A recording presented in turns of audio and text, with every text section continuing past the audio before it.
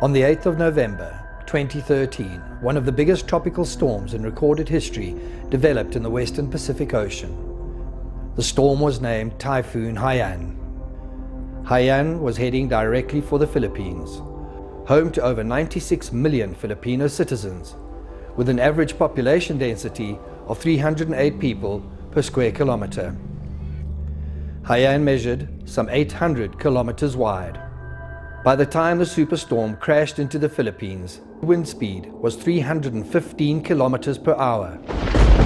The people of the Philippines named the storm Yolanda. The wind is like a tiger. The wind, like A house in our village destroyed. The roof was totally blown down. there's really so much devastation. Pasko na naman, ngunit wala ka pa. According to UN officials, 11 million people were affected. Hintay sa'yo. Over 6,000 lives were lost. Kailangang lumisan pa.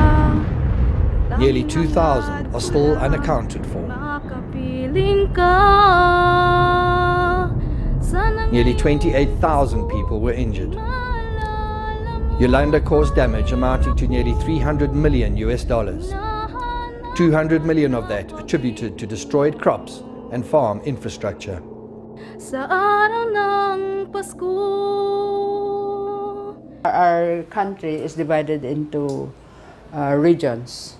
So, Typhoon HAIYAN, or Typhoon Yolanda, as we call it, has affected Region 8, Region 7, Region 6, part of the Region 5, Masbate, and of course this area here, Region 4B. Total people affected, I think, running to millions of people. On the 24th of November 2013, International Animal Welfare Organization Four Paws initiated a disaster relief mission to help the animals impacted by Yolanda.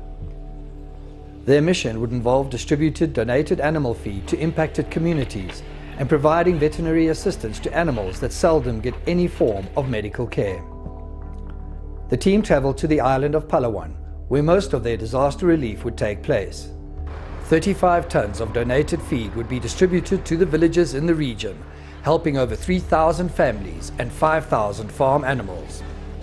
Moving the feed around the islands would make use of both land and sea transport.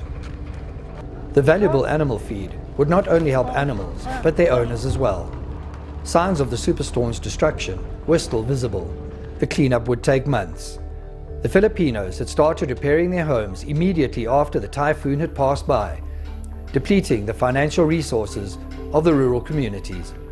Four Paws veteran Dr. Amir Khalil led the team that was in the Philippines to help the battered nation get back on their feet. To buy 1 kilogram of food for animal, it saves exactly the amount of 1 kilogram of food for the family. The main priority for the families here, in fact, in the region, is to repair their houses.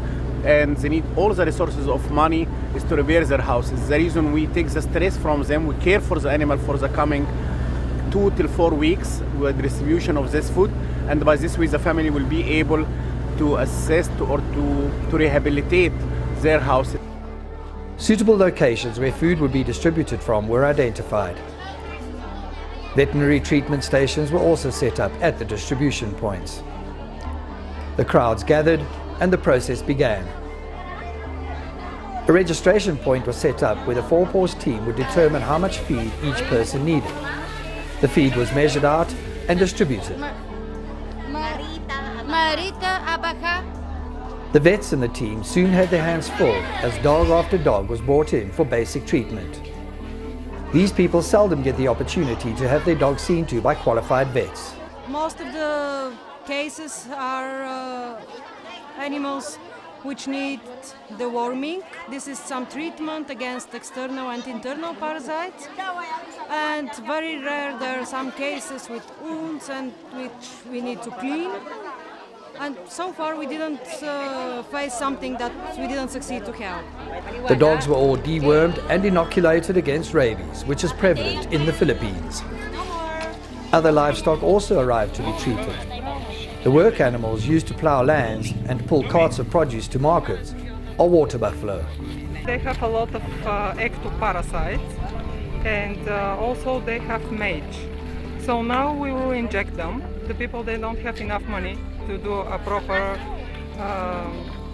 anti-ectoparasite treatment. That's why we will do it now. For the first time in my career, I have to do this. And now my colleague is trying to tame them. But I'm sure that we will manage. It's nothing different than a cow. News of the team's visit spread quickly, and the number of animals increased by the minute. The exhausted Four Paws team gained strength from the gratitude of the people they were helping. The vet's skills were put to use in the way they treated all manner of domestic animals. They had treated dogs, cats, chickens, and now the island's pigs benefited from the disaster relief mission.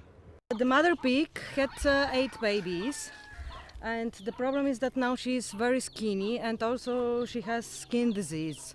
And that's why on one hand we will give her some vitamins together with the food Four Paws is providing.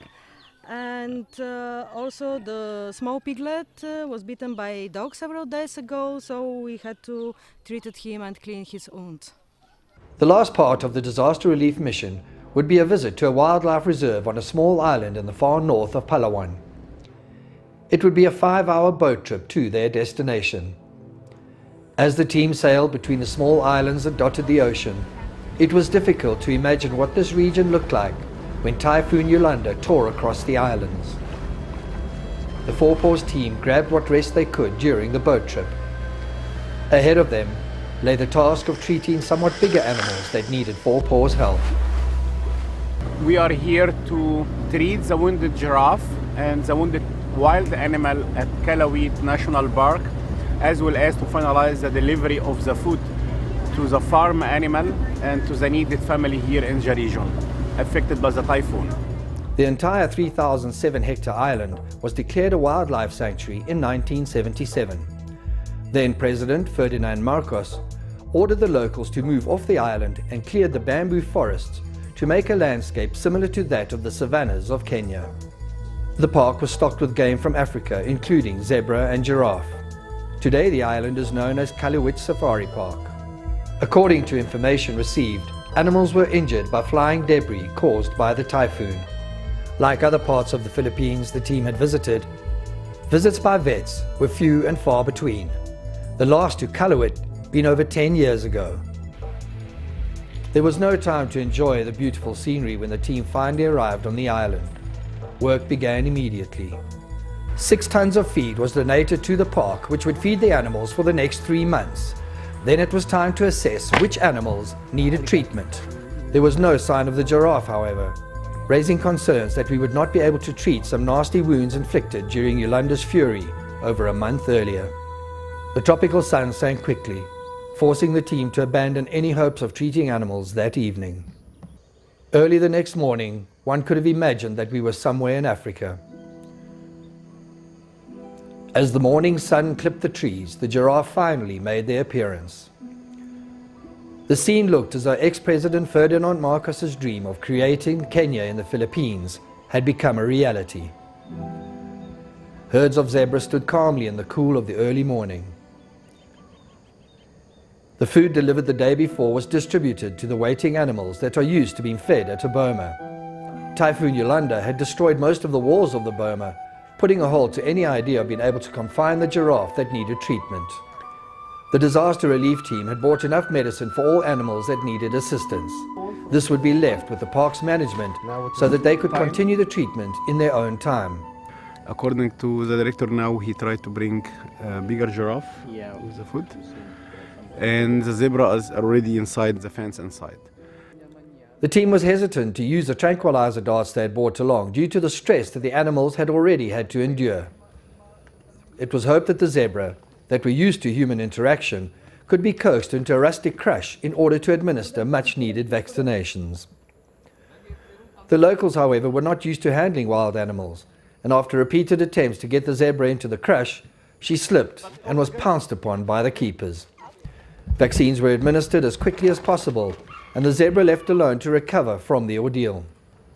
Next up was a female giraffe that the locals had named Athena. She is one of 8 giraffes injured by falling trees during Typhoon Yolanda. The baby's mother is wounded Where is wounded? Here? here in the The chest. shoulder. Yeah. Shoulder area, Yeah, chest area. yeah.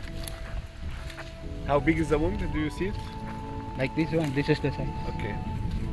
The large animal was slowly coaxed into a crush, where she would be treated. Once again, the team was hesitant to tranquilize the animal. The typhoon had destroyed most infrastructure, including the limited veterinarian facilities on the island, making the use of anesthetics too risky for the animals. Antibiotics were administered and Christina's wound treated. In less than 2 days, the small disaster relief team had achieved their objective. Hopefully their efforts eased the burden on the Filipinos who were facing the huge task of rebuilding their damaged country. This is the first time we experienced that foreign groups help like this. Four Paws, it helps so much, and even our officers, our head in Puerto Princesa, they are also happy upon hearing this, upon knowing that the Four Paws extended already assistance, especially on the feeds. The presence of non-government organizations like Four Paws would give message to the Philippines, the entire Philippines, and of course to the whole world that we also need to take care of our animals. Once again, Four Paws International had stepped up to the plate and traveled halfway around the world to help those in need. Their dedication and labor of love will remain in the hearts and minds of those they helped. The Philippines is still counting the cost of the superstorm that changed the lives of many of its citizens forever. Typhoons are common in the region. One can only hope and pray that a storm the magnitude of Yolanda does not cross this beautiful part of the world's path again, anytime soon.